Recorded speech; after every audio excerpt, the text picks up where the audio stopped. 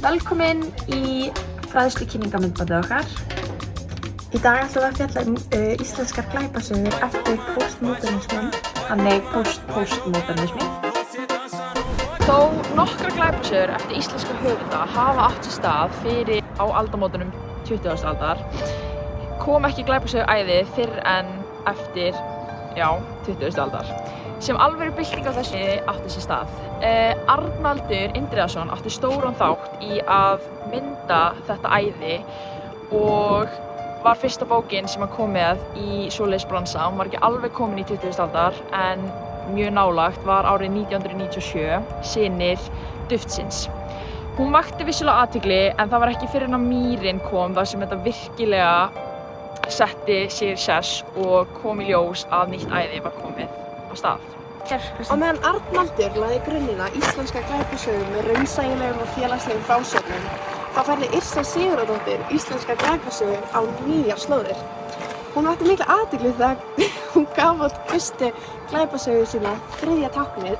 Hún kom út 2005 og er í dag talin á meðal fremstu glæpasöguhöfunda Norðurlandanna.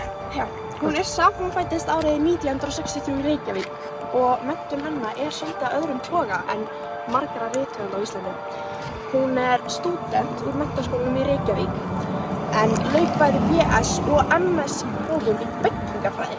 Þannig samhliða rithöfundaferlum sínum hefur hún starfað sem verkfræðingur fyrir stór verkefni, meðal annars Kárahnjúkavirkjun. Árna Yrsa á ferli sitt í glæpasögu bransanum einbeitti sig að skrifa barnabækur. Þar naut hún strax velgengi og hlaut meðal annars viðurkenningu Barnabókaráðs Íslands fyrir bókina Við viljum jólin í júní og íslensku barnabókaverðlauna fyrir söguna Bíóbörn. Þessi bakgrunnur sýnir fjölhæfni hennar sem sögumanns sem nær til breiðs hópa lesenda. Yrsa gaf út fyrstu glæpasöguna sína árið 2005. Það var bókin Þriðja táknið. Bókin fjallar þýskan sagnfræðinema sem gekk við Háskóla Íslands. Aðalpersónan í bókinni er Þóra Guðmundardóttir. Það sem gerir Yrsa einstaka í hópi norrænna glæpasagnahöfunda er hvernig hún fléttar saman glæpasögur, hrollvekjur og draugasögur. Dæmi þetta er sagan hennar Ég man þig. Hún kom út sem bók í 2010 en var kvikmynduð árið 2016 og er bara frægasta bók og bara verk hennar. Ég man þig, hún fjallar hjón, Garðar og Katrín, sem kaupa sér hús á Hesteyri með það í huga að gera það upp. En svo kemur í ljós bara að það er bara draugagangur og bara mjög mikið að skrýtnum hlutum bara í gangi þar í kring.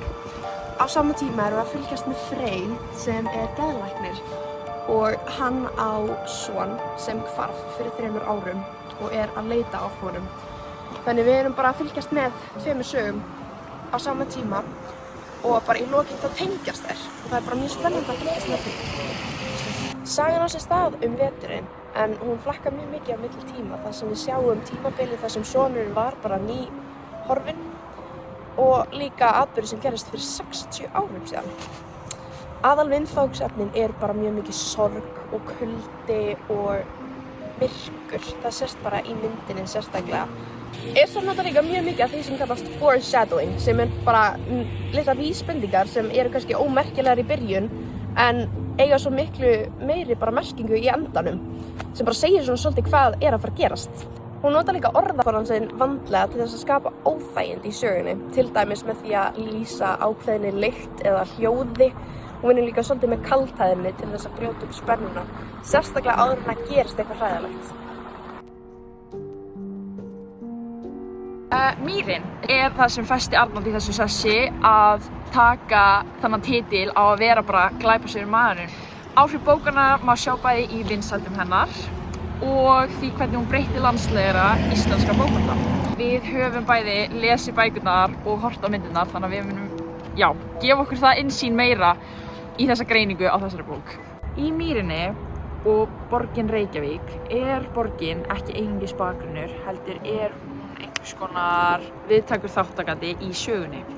Þessi grámi, niðurnýtt og litareinkenni í henni eða sem hefur svona drungaleg og óþægileg náið andrúmsloft og einkennir svolítið eins og hvernig myndin var og hvernig bókin var og bara hvernig glæpasögur voru á þessum tíma. Það sem við tókum sérstaklega eftir eins og í myndinni var að litirnir voru daufari og var þetta svona það sem setti andrúmsloftið virkilega í sess. Þetta styrkti tilfinninguna sem hann er að reyna að þvo af sér með að hafa glæpasögur á hans stíl. Svona Arnaldur Indriðason sérstaklega gerði það sínu. Húmor, eða kaldhæðnishúmor, er notuð til að skapa spennu og einhvers konar flækjustig í myndinni og bókinni. Og þessi Reykjavík er ekki svo Reykjavík sem við þekkjum. Þetta er ekki Reykjavík sem við sýnum ferðamönnum okkar. Hún er, kaldari, hrottalegri og full af draugum fortíðarinnar. Erlendur Sveinsson, aðalkarakterinn í bókinni, er ekki glanspússuð Hollywood-lögga. Hann er þreyttur, kaldhæðinn, með brostið fjölskyldulíf og óuppgerða fortíð. Það er einmitt þessi mannlegu einkenni sem gerir hann svo sannfærandi. Hann er ekki að bjarga heiminum, hann er að reyna að skilja hann. Og í leiðinni að vissu leyti sjálfan sig. Te siento lejos, dime dónde estás, te quiero sin